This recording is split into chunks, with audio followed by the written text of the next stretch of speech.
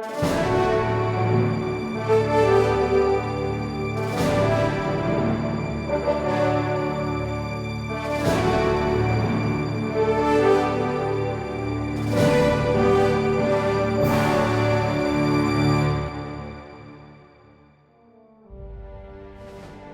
following recording is a program of the World War I Historical Association. This special ongoing series commemorates the centennial of the First World War. This is Dana Lombardi for the World War I Historical Association. On June 28, 1914, Archduke Franz Ferdinand, heir to the throne of Austria-Hungary, and his wife Sofie were assassinated in Sarajevo. This incident led to a political crisis in July that resulted in the five great powers of Europe going to war. On the 100th anniversary of the assassination, the World War I Historical Association commemorated it by hosting a panel discussion. The event was titled, "Striving for Peace or Rushing Toward War?" The purpose of the panel discussion was to try and explain the positions of the five great European powers on June 28, 1914. What were their leaders and people thinking in 1914 when they heard the news of the assassination? In addition, one panelist explained the controversial role played in the assassination by the nation of Serbia, a rising power in the Balkans. This event was organized and moderated by Jolie Velasquez.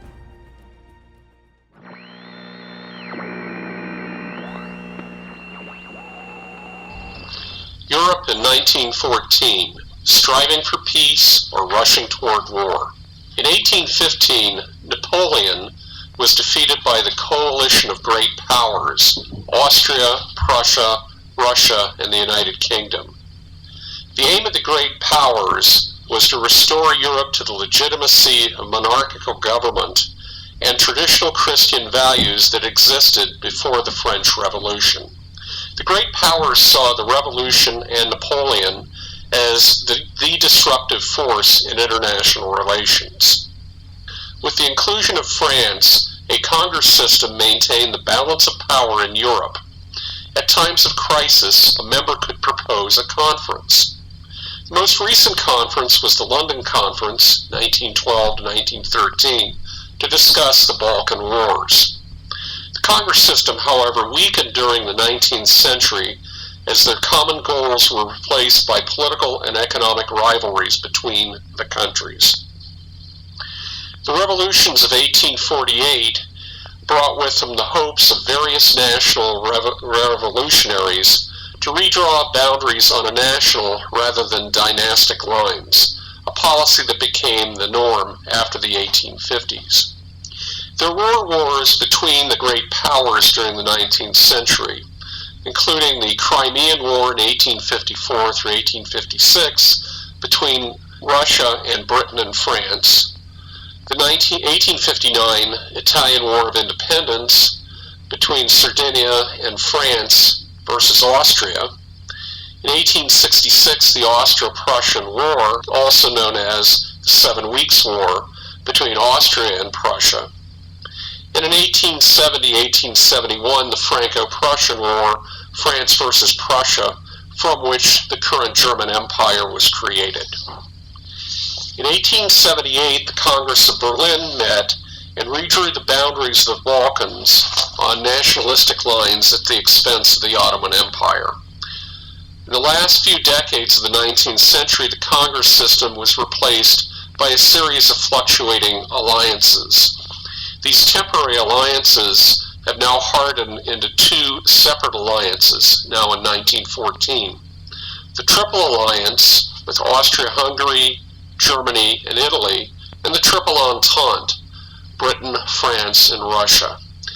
The Industrial Revolution brought great changes to Europe's economy in the 19th century. The economy became more manufacturing-based and less agricultural-based. Population grew from 255 million in 1830 to 600 million in 1914 in Europe. At the same time, European urban population increased from 31 million, or 12% of the population, to 215 million, or about a little over a third of the continent's population during the same period. Greater urbanization meant better health and longer life for Europe's people. Based on the mileage of railroads, in 1814 there were 3,526 kilometers of railroad track laid in Europe. By 1900, that had increased to 209,400 kilometers of track. Coal production doubled between the years 1870 and 1913 to almost 2/3 of a trillion tons of coal per year. The need for raw materials and new markets to absorb the products of the Industrial Revolution led to increased competition for overseas colonies between the countries. The political implications in Europe of the Industrial Revolution were political power was transferred from the landed gentry and aristocracy to industrialists within the countries. There was establishment of parliaments in the powers, and this weakened the absolute power of the monarchy. Industrial workers demanded better working conditions, for example, the 8-hour day, and workers organized and struck to achieve their goals. There were military implications of the Industrial Revolution as well. Bigger populations meant larger armies. Larger armies, better armed, required industrial support and constant training, and the introduction of universal military service. Management principles from industry replaced the genius of a Napoleon or a Wellington and introduced the systematic preparation for war. Large navies were required to protect trade routes, homeland coasts, and colonies against rival navies. Joint military and naval planning between the allies within each of the alliance and the Entente became the norm as the 19th century ended. Despite these implications for war, there were potential organizations created that would foster peace. The Hague Conventions of 1899 and 1907 issued statements about the law of war crimes, and international law. A permanent court of arbitration was founded at The Hague and was funded by industrialist Andrew Carnegie. Some countries proposed that court decisions be made binding. However, Germany opposed this. On the labor front, international workers' organizations formed the Second Internationale in Paris on July 14, 1889, the 100th anniversary of the storming of the Bastille. Labor viewed war as the end product of competition of capitalist nations in the world market. At the 1907 International Socialist Congress in Stuttgart, there was a motion which passed to work for world peace. As French socialist Jean Jaurès noted, the working class to fight war by every means available, political direct action such as strikes, refusing to be drafted, or refusing to heed the call to service at potential time of war. On the fringes of Europe was the Ottoman Empire, the true sick man of Europe, which had a weak and corrupt government. By 1913, it had lost almost all of its European territory to the new Balkan countries. Even though the Congress system of shared values has expired, international conferences of the great powers have been useful to diffuse previous international crises despite a heavily armed Europe. The progress of mankind embodied in the principles of the Hague Convention lead to disarmament and eventually the outlawing of war. And if all else fails, European workers, united in class solidarity, can refuse to be mobilized in time of war. 1915 will mark the 100th year of general peace in Europe. Despite strains of economic change, nationalism, and increased military might, peace has been maintained in Europe. It's hard to envision a situation that would change that.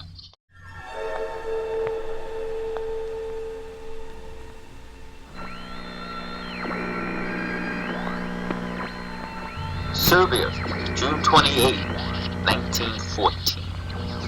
It is a pleasant June day in Serbia and in our neighbor, Bosnia-Herzegovina, It is June 28th, National Day called Vidovan, or St. Guy's Day, which commemorates the Battle of Kosovo in 1389, which first brought Ottoman domination to our land. Today's Serbia is a state created by the Treaty of Berlin of 1878, which ended the Russo-Turkish War of 1877-78. The Treaty of Berlin redrew Balkan boundaries and established Montenegro and Romania, as well as Serbia. The assassination of King Alexander Obrenović and his queen, Draga, in 1903 by a coterie of more than 100 army officers brought back the Karađorđević dynasty, which had been in power in the mid-19th century. The Obrenović had been pro-Austrian, and King Petar Karađorđević is pro-Russian. Serbia has a longtime premier, Nikola Pasic, installed after the 1903 coup. He is identified with the Radical Party in the National Assembly, but is considered an old radical by the more nationalistic New Radicals.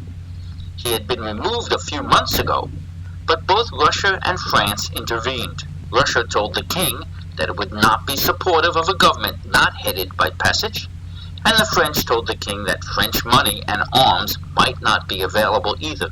The national treasury is about empty, so this is not an idle threat from France.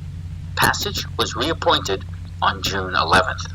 In 1908, to stifle the Serbian goal of a pan-Serbian or pan-South Slavic union that would unite Serb populations throughout the Balkans, Austria-Hungary formally annexed Bosnia-Herzegovina, which they have administered since 1878, even though Bosnia-Herzegovina was an Ottoman Turkish province. This annexation was opposed by Serbia, but Russia, our ally, would not support a war with Austria-Hungary at that time, because Russia was weakened by the loss of a war with Japan in 1905 and a civil revolution also in 1905 that almost succeeded. In Bosnia, a movement called Mlad Bosna, Young Bosnia, has arisen to promote nationalism, unity with Serbia, and anti-Austrian activities. In Serbia, a secret society, Ujedinjenje ili Smrt, Union or Death, also known by the name Black Hand, was formed in 1911 by the regicides of 1903 with continuing support of the Serbian military.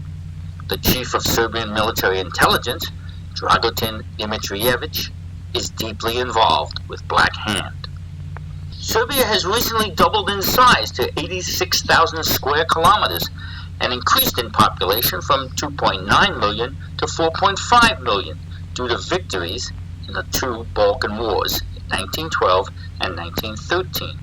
One aim of the First War was to obtain a port on the Adriatic for access to the Mediterranean to improve trade for landlocked Serbia.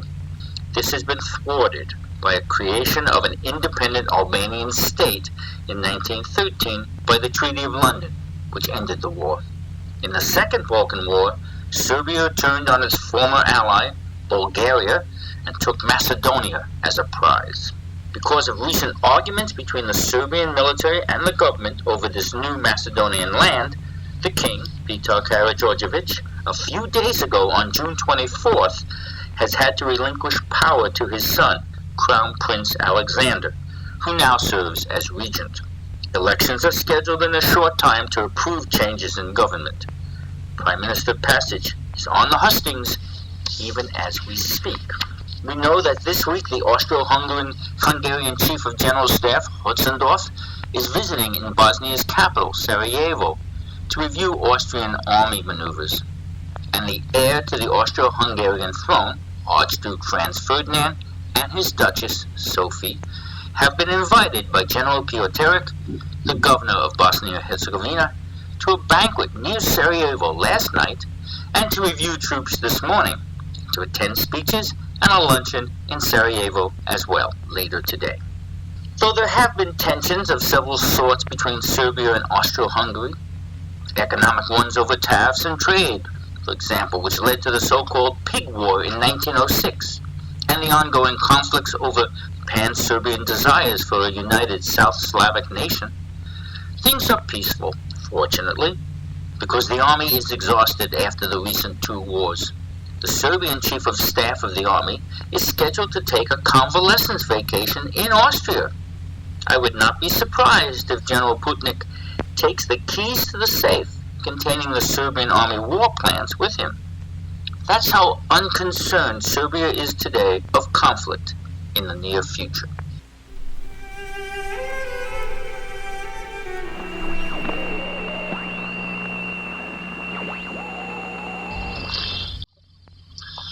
AustriaHungary, an empire of nationalities.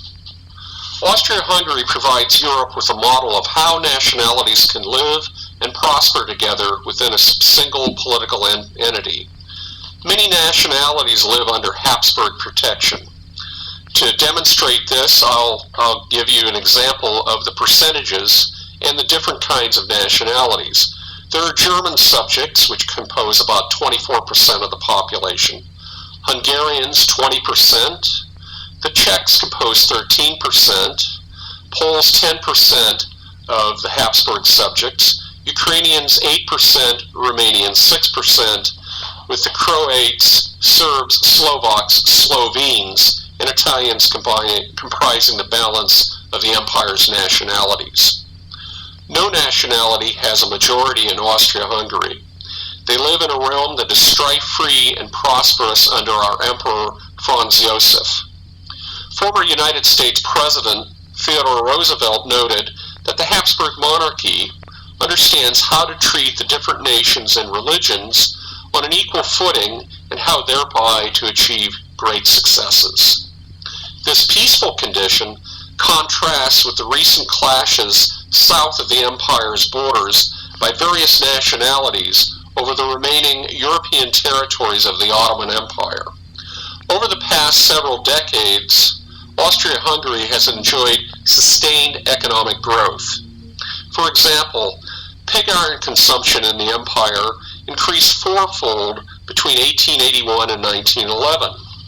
During a similar time, railroad track mileage also increased by a fourfold measure within the empire's boundaries.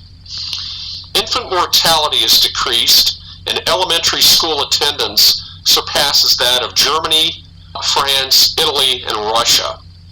Even in Bosnia-Herzegovina, which joined the empire only in 1908, the economic growth and well-being of its subjects has improved to a level comparable with other parts of the empire, and surpasses the standard of living of their Serbian co-nationalists across the border.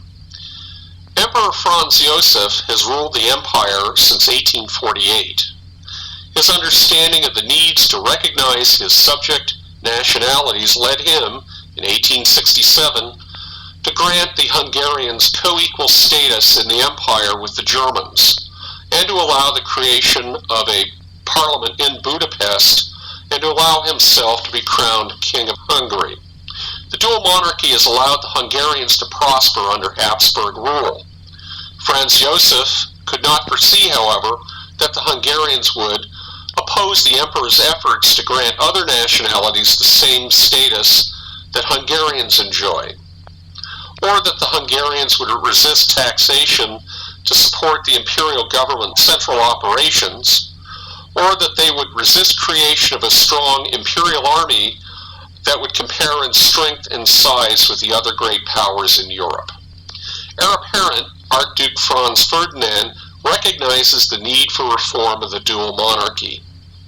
Some of the reforms he is considering include to grant more nationalities the opportunity to form provincial parliaments as part of a federal system under imperial rule, with the imperial government in Vienna being supreme in this federation, not unlike the system of federalism in the United States of America. He would also see that the rights of minorities would be guaranteed throughout the empire, regardless of where they lived. Finally, there would be sufficient revenue raised to increase the size and modernize the Austro-Hungarian army and make it comparable in size and strength to other great powers. Archduke Franz Ferdinand has a keen interest in the army's reform. In the past few days, the heir apparent has joined the army on maneuvers in Bosnia-Herzegovina. AustriaHungary provides Europe with a model of how nationalities can live and prosper together in peace. Its example points the way for continued European progress through the 20th century.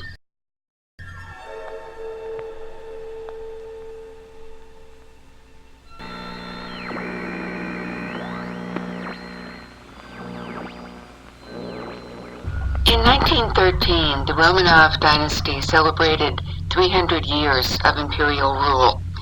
Spanning 10 time zones, Russia is the largest contiguous empire the world has ever known. It has a population of 167 million and about 44,000 miles of railroads, most of it single track and efficient only in the eastern part of the country. 85% of the population are peasants engaged in subsistence farming. Literacy is at a maximum of 40%. Most, but not all, Russians see no reason to think that the dynasty will not continue, perhaps evolving over time toward a monarchy more like Britain's. But the last century has been a time of both foreign and domestic turmoil. Looking first at foreign affairs. In 1812, Russia survived Napoleon's invasion.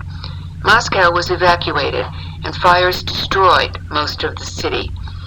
Napoleon remained in Moscow, but the Russians evaded him militarily and diplomatically, and he was forced to retreat during the Russian winter. This victory gave Tsar Alexander I a significant place at the Congress of Vienna. Russia did well at the Congress, gaining Polish territory and securing Finland. These were its last geopolitical successes for some time. Most of Russia's foreign policy in the 19th century focused on securing warm water ports for year-round commercial and military use. In the 1850s, with the Ottoman Empire weakening, Russia saw a possible opportunity to expand southward and closer to the Mediterranean. In the Crimean War, however, it was defeated by an alliance of France, Britain, and the Ottoman Empire, and it had to destroy its Black Sea fleet as part of that settlement. Russia fought the Ottoman Empire again in the Russo-Turkish War of 1877-78, in which Romania, Serbia, and Montenegro became independent from the Ottoman Empire, and Russia gained some land in the Caucasus. Russia also continued to expand eastward, seeking influence in Manchuria and Korea, and finally gaining a warm water Pacific port in 1898, leasing Port Arthur from China. Relations with Japan deteriorated, and the Japanese attacked Port Arthur in 1904, destroying the Russian Pacific Fleet. Rather than cut his losses, Nicholas then sent the Baltic Fleet on a 7-month journey around Africa to Japan, where it too was completely destroyed by the Japanese. In 1907, seeking to cement alliances rather than go it alone, Russia formed the Triple Entente with Britain and France. There were Balkan Wars in 1912 and 1913. The Second Balkan War was unfavorable for Russia, as it left Serbia as its only ally in the region. European powers view Russia as underdeveloped, politically, socially, militarily, and industrially, and as a recurring threat because of its ongoing desire for expansion. They recognize the importance of Russia's grain exports and the power it could develop because of its enormous territory and large population. Turning to domestic policy, despite a huge land area and population, Russia lags seriously behind major European powers in industrialization, transport, and literacy. As the country made efforts to industrialize rapidly, there were corresponding increases in social discord and demands for change. In 1861, Tsar Alexander II emancipated the serfs. While this was a good thing, it was not without unfortunate long-term consequences. Without education or money, former serfs were still tied to the small plots of land within the communal allotments they had been given. Many migrated to cities to work in industry, where they also lived in poor conditions. In 1863, there were uprisings in the western provinces that were violently suppressed. In March of 1881, Alexander was assassinated. He had been the most successful reformer since Peter the Great, and his death set back the reform movement and evolution towards constitutional monarchy. As a result, his son Alexander III and grandson Nicholas II were far more repressive and resisted reform. In January 1905 came a major wave of revolution. Growing discontent among both peasant farmers and industrial workers broke out in strikes.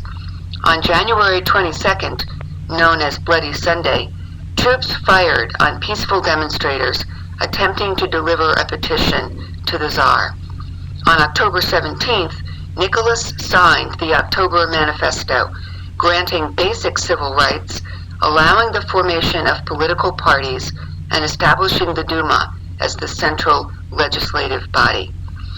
This agreement was followed by the Constitution of 1906, but numerous groups, most notably the Bolsheviks, led by Lenin, continued to advocate violent revolution.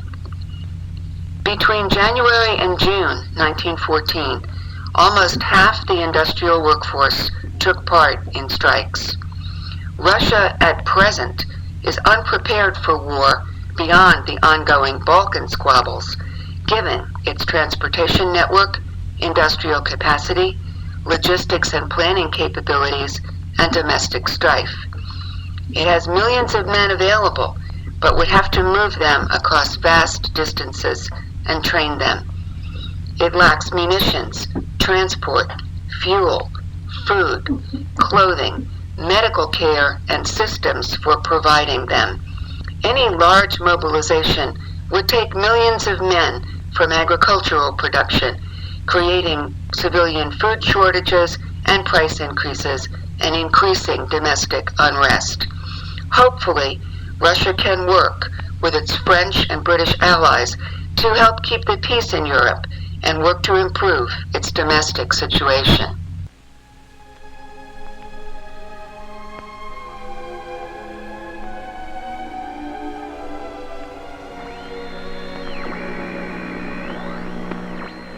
The causes of World War I, the German viewpoint. Think back to 1815 and the Congress of Vienna, which ended the Napoleonic Wars and began 100 years of peace in Europe, except for short, localized wars. For the 200 years before 1815, starting with the Protestant Reformation and the 30 Years' War, the Germanic areas of Central Europe had been fragmented and devastated. At least 5 times they were invaded by foreign armies, Swedish, Turkish, Russian, and especially French. But even under French occupation, the Kingdom of Prussia had rebuilt an army that could play a major role in defeating Napoleon at Leipzig and Waterloo. Using this military machine, built on conservative nationalism, Bismarck in the 1860s had succeeded in uniting most of the German states under the Prussian king by expelling Habsburg Austria and defeating a new Napoleon. A dynamic, unified Second Reich, 50% larger than France, industrialized and became stronger than any other power on the continent. But the era of relative peace was coming to an end as a new era of empire building and competition in trade and arms grew. Bismarck's greatest nightmare was of Germany's encirclement by a hostile coalition, and for a while he was able to isolate an embittered France by making alliances or understandings with the other powers individually. But a young, impetuous, and insecure Emperor Wilhelm II fired him in 1890 and allowed a mutual defense pact with Russia, the Reinsurance Treaty, to lapse. Republican France, seeking revenge and the return of Alsace-Lorraine, quickly built an alliance with autocratic Russia by giving her arms and loans for modernization.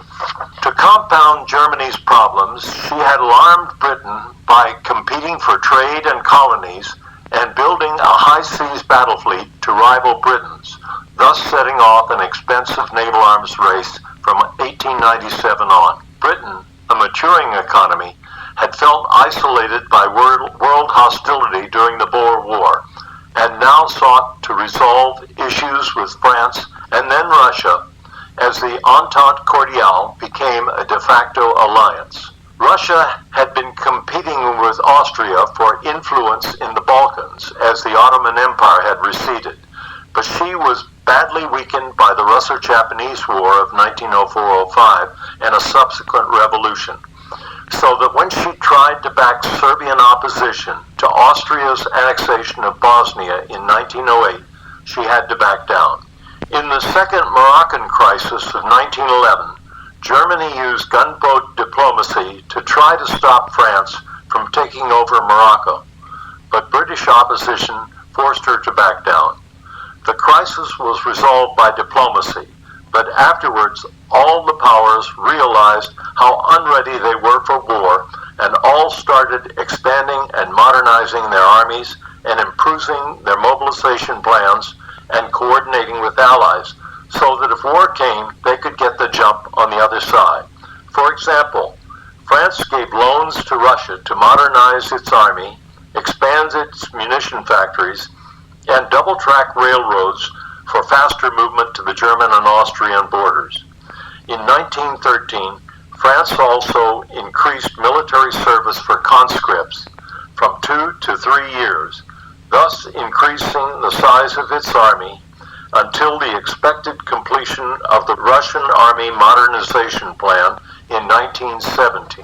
I want to remind you of the German mobilization plan for a two-front war, the Schlieffen Plan. Think of what you would do if confronted by two adversaries in a schoolyard or barroom fight. The best strategy is to throw obstacles in front of the slower enemy to delay him while you knock out the faster opponent, then turn on the slower, bigger one. This was Germany's Schlieffen Plan, to knock out France in 6 weeks before Russia could mobilize an attack, but it was now being jeopardized by the 1917 plan.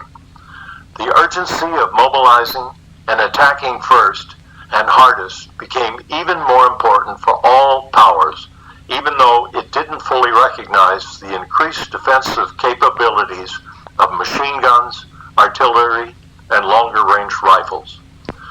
Germany now had only one certain ally, the ramshackle multinational empire of Austria-Hungary. But that empire's very survival was threatened by various Slavic nationalisms, stimulated by Russia and Serbia, and these fears were heightened by Serbia's successes in the First and Second Balkan Wars of 1912-13. Thus, by 1914, latent fears and tensions had become so strong and alliances so tightly interconnected that any spark could drag all Europe into a modern mass war.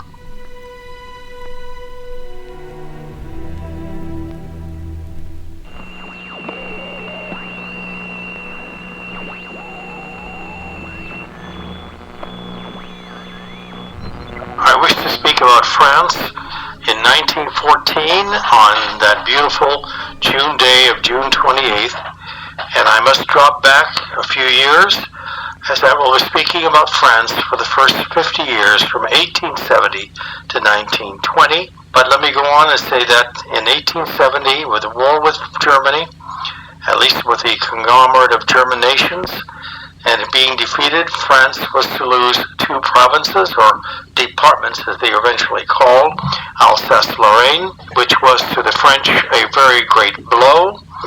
What is not often understood is the fact that Bismarck, who was the leader behind this war with France and acquired those 2 provinces, demanded only the German-speaking parts, not the French-speaking areas. Nevertheless, he was pressured, and he acquired both provinces with full population. Now, it is interesting to note that France, as a result of the loss of Alsace-Lorraine, became the first great republic in Europe, and established a republic which was to last some time. Now, the military went through a great deal of reform at this time because of its defeat. It gave a great deal of soul changing. It began to search why was it defeated, what it needed to remain a great power, and what to do about this. However, the military was a strong defender of the monarchy, and wished, in a sense, to reestablish the monarchical rule in France. Nevertheless, the Republic gave it considerable attention, and it began what began to be known as La Belle Époque, the period from about 1880 to 1910, which became the symbol of France's great contribution both to the arts, to music, to sculpture, and became literally, with Paris as its head, the artistic center of the world. At the same time, a great scandal occurred in 1894, which was to last until 1906, and this was the most infamous Dreyfus case, or the case célèbre among the French, which was to wreck the country from one end to the other. What happened in this was a series of documents that the French military had somehow landed in the hands of the German military, and they tried to find this person who was guilty for this. And they zeroed on one person. His name was Alfred Dreyfus. He happened to be an officer in the French army. He was only a major at the time, but nevertheless, he was picked as the one who provided this secret information to the Germans. This was not to be a case to be dismissed easily. It affected every corner of France, people divided within their own homes, between children and their parents, between servants and their bosses.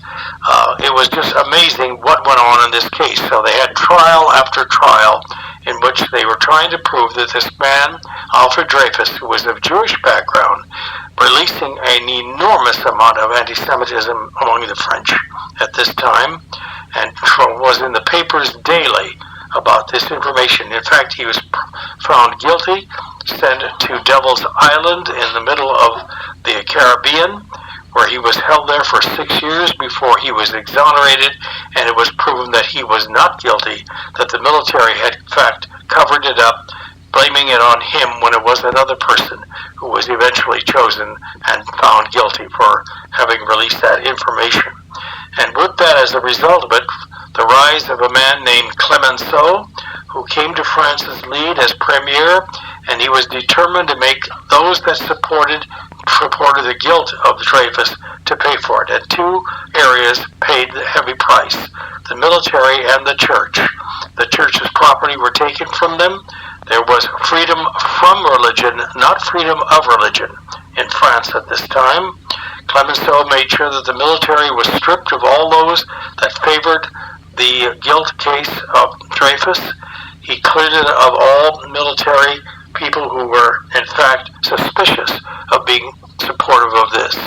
At the same time, between 1870 and 1906, France embarked upon a tremendous colonial expansion. She had acquired early in the 19th century the province of Algiers. She later acquired in 1872, she acquired Tunisia. She expanded her empire throughout all of Africa and into parts of Asia. She acquired, through the efforts of a great general, Gallieni, she acquired Madagascar. She acquired also the area of what Siam, which became the three countries known as Cambodia, Laos, and Vietnam. She expanded her empire also into the Pacific, carrying a number of islands. So she became a world power, nevertheless, which meant that she would have to develop significant military equipment and military hardware. And so she focused on a number of things, particularly artillery. It's during this time that she produced the most magnificent of all light cannons, which was the 75, or the 75s, which was to prove France's great support during the coming war in 1914. At the same time, she was doing brilliantly in foreign policy by acquiring more friends. She had achieved something beyond wildest dreams, and her traditional enemy, England and Britain, became great friends with France, and it demonstrated itself in the 1860s in the war that occurred in Turkey, at that time in the Ottoman Empire, and she had support of other areas. She even was achieving beyond words an agreement with the United States. She came with support which was not expected, that of Russia, and with Russia she formed an alliance, a military alliance, that if either one of them were attacked, the other one would come to his aid. This was a brilliant stroke because it meant that Germany would be sandwiched between two great powers. And this success enabled France to expand its colonial and its international role to a greater extent than was expected. At the same time, she did not neglect her military and her education. This discovered France passed legislation that every French child shall have at least 6 years of schooling, no matter where they are in France. So France became the model of public education throughout the whole world. There were two events that occurred during the early part of the 20th century that should be discussed, and that is a wine crisis that occurred in France in the western area of Bordeaux at this time, where it was discovered that French wine was being adulterated with other lesser-known grapes and passed on as quality vintage. This led to an enormous scandal in France. As you know, France is a nation that drinks an enormous amount of wine.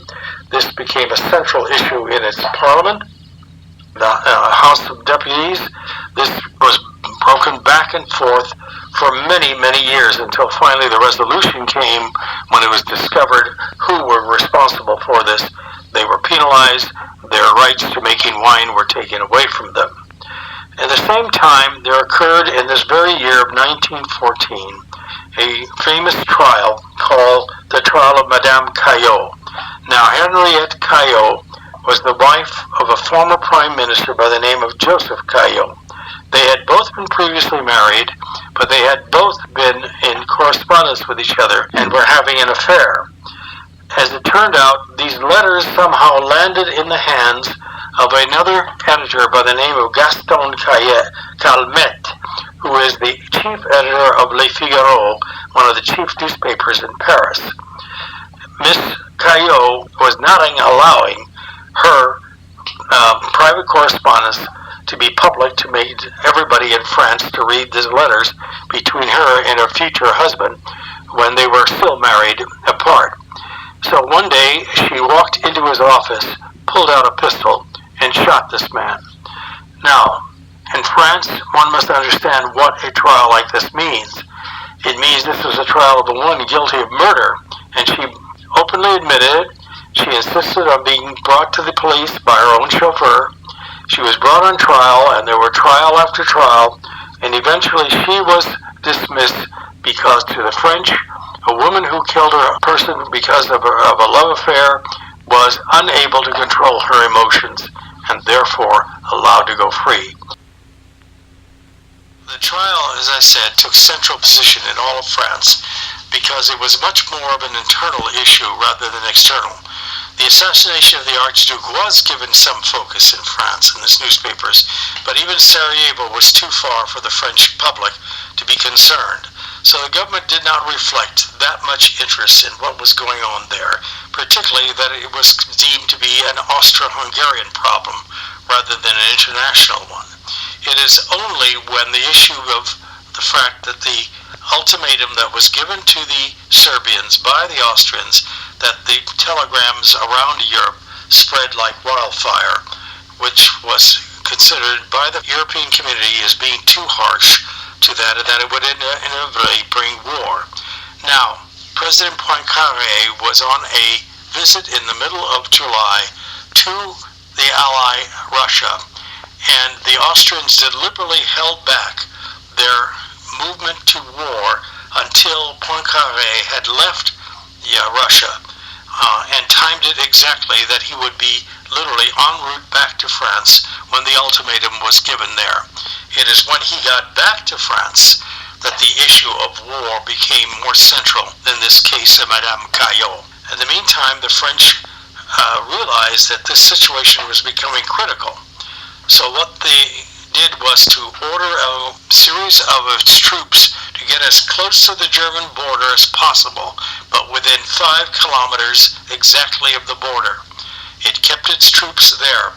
Prior to that time, in 1912, it issued another military requirement that instead of a 2-year military obligation, it now became 3 years, so it would increase the French army considerably.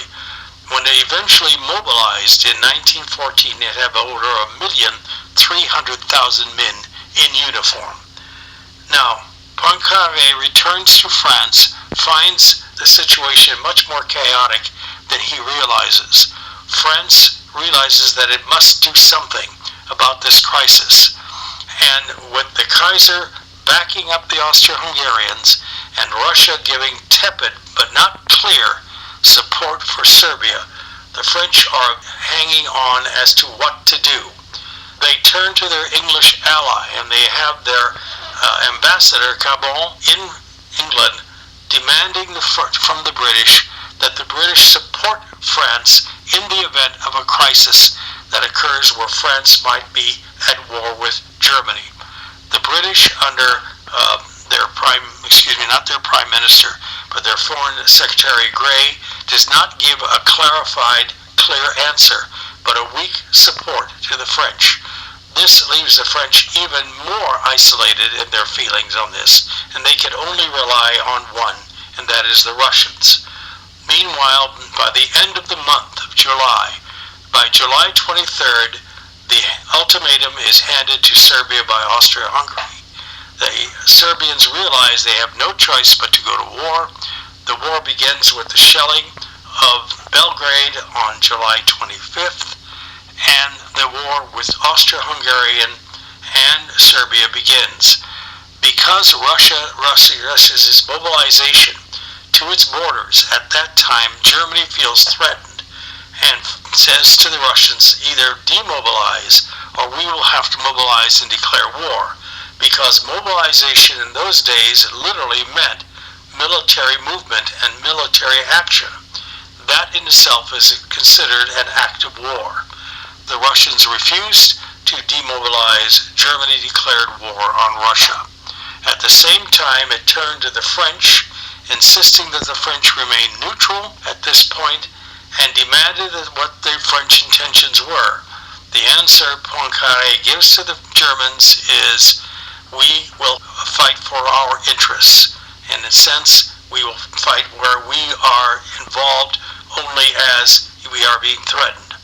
With that, when Germany makes an excuse, declares war August 1st on France.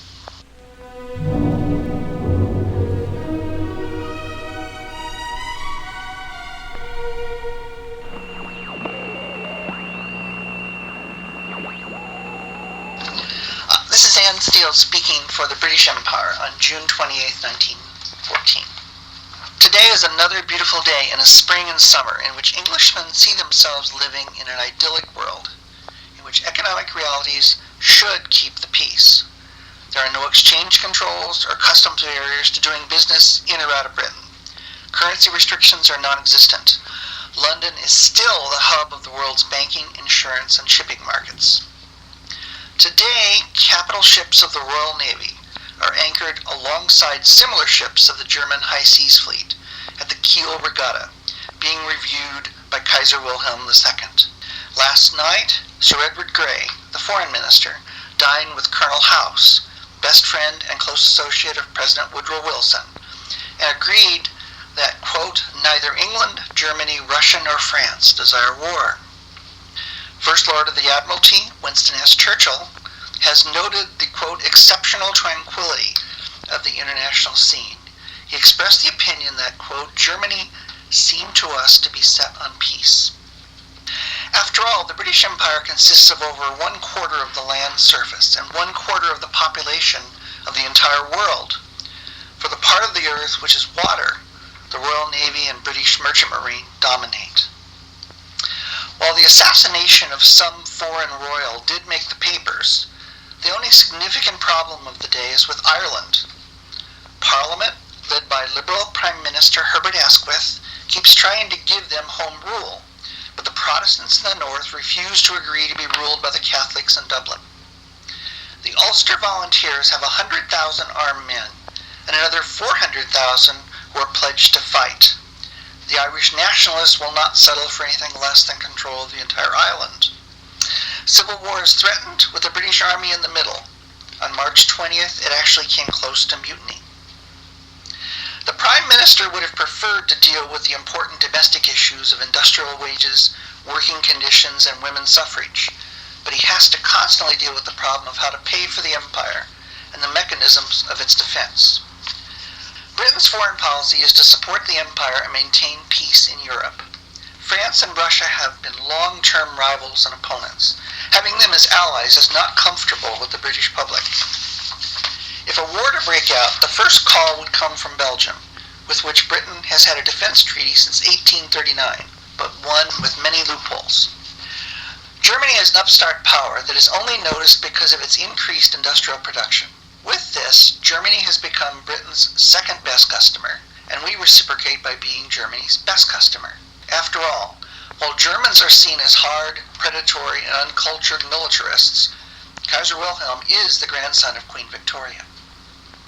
In the world of international power, Britain doesn't really take Germany seriously. They are trying to catch up, but they still have a long way to go. When Germany has ventured onto the international stage, they are always second-rate to the British. In the Spanish-American War, Britain supported the United States. Germany tried vainly to organize support for Spain. In 1902, when the Germans joined the British and Italians to enforce debts owed to Europe by Venezuela, they ignored the protests of the United States and bombarded the shore, while the British and Italians cooperated with the U.S. In May 1911, Germany thought she would throw her weight around against France and Morocco, but when the Royal Navy showed up, she had to sail back to Deutschland in disgrace. Our public is divided on their opinion of the Germans. While business and travel haven't been better, there has been consistent information and opinion that Germany is a threat.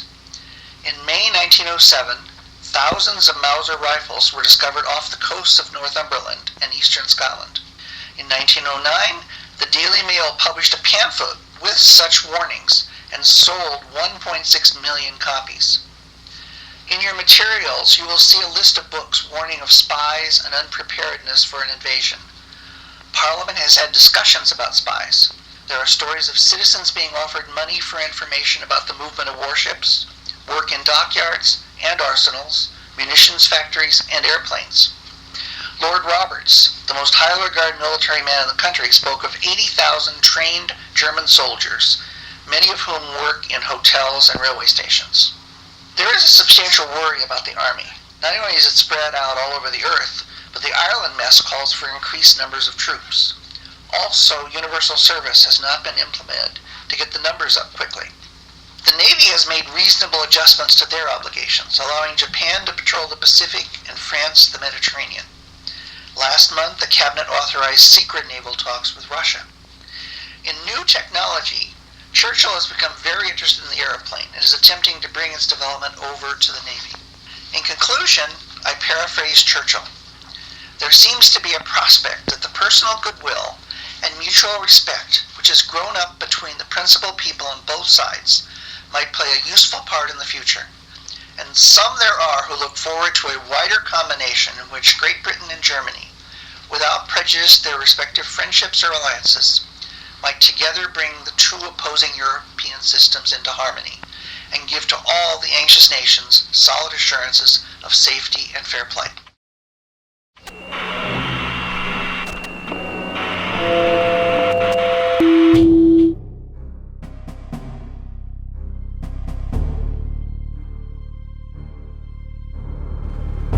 Thank you for listening. A suggested reading list and more information about the assassination and the origins of World War I can be found at the website www.1ha.org. That's www, Arabic numeral 1, ha.org.